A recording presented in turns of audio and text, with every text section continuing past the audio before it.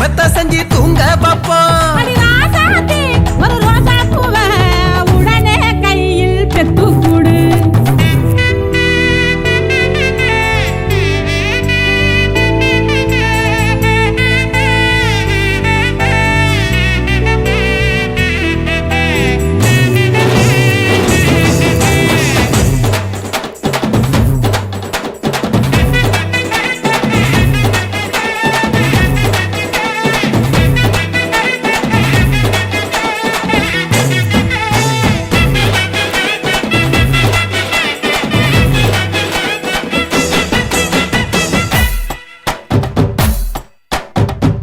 தச்சு போல ஒரு தெய்வந்தா இல்ல, உயிர் சுமக்கும் கருவறதா கோவிலுடா. அவளைய படைக்கிறது பூமியில யாரு? ஆதிசக்தி எப்பவுமே பெண்தானடா. தாயாக போறவள வணங்கி நில்லு, வளகாப்பு நேரத்துல நன்றி சொல்லு.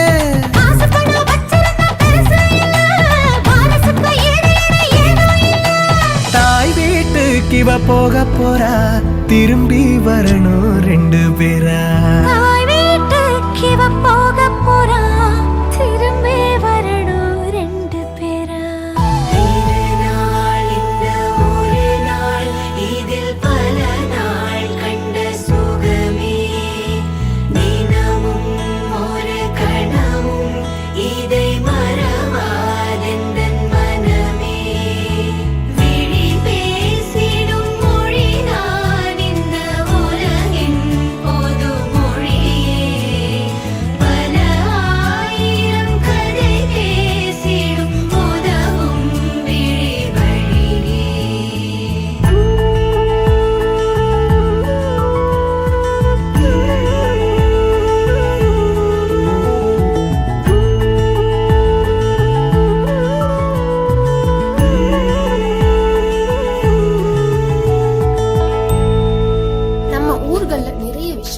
நடத்தப்படுது.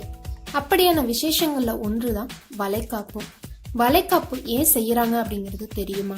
அத பத்தி இந்த வீடியோல பார்க்கலாம். வளைகாப்பு கர்ப்ப காலத்துல ஒவ்வொரு பெண்ணுக்கும் செய்து பார்க்கணும் அப்படிங்கிற ஆசையும் ஏக்கமும் இருக்கதான் செய்யும். வெறும் நிகழ்வா இருந்தா ஏன் அதை குறிப்பிட்டு 7வது மாசத்துல செய்யணும், ஏன் 6வது அல்லது 8வது மாதத்துல செய்யலாமே அப்படிங்கிற கேள்வி எல்லாருக்குமே வரத்தான் செய்யும். நம்மளுடைய முன்னோர்கள் எதையுமே கண்மூடித்தனமா செஞ்சுட்டு போகல. எல்லாத்துக்கும் பின்னாடி நுண்ணறிவும் அறிவியலும் புதைந்திருக்கு. முக்கியமா இந்த வளைகாப்பு சடங்குலும் கூட நுண்ணறிவும் அறிவியலும் புதைந்திருக்கு. ஒரு கர்ப்பிணி பெண் எப்போ தன்னோட கணவனை பிரிஞ்சிருக்கணும் அப்படிங்கறதுல ஆரம்பிச்சு ஏன் எதுக்கு அப்படிங்கறது வரைக்கும் எல்லாத்துக்குமே ஒரு காரணம் இருக்கு. கருவுற்று இருக்கக்கூடிய பெண் 7வது மாதத்துக்கு அப்புறம் கணவனோட தாம்பத்தியத்துல ஈடுபட்டா பிரச்சனைகள் ஏற்படும் அபாயம் இருக்கு. இதனாலதான் 7வது மாதத்துல வளைகாப்பு நடத்தி 2 பேரையும் பிரிச்சு வைக்கிறாங்க.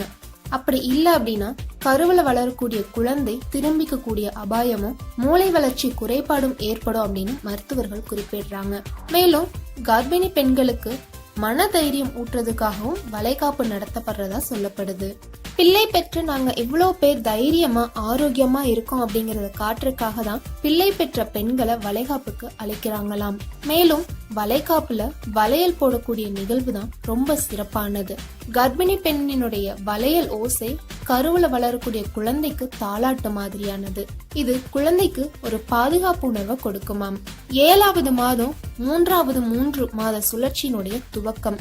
இந்த நேரத்துல கர்ப்பிணி பெண் மற்றும் சிசு 2 பேருக்கும் ஊட்டச்சத்துக்கள் ரொம்ப அவசியம்.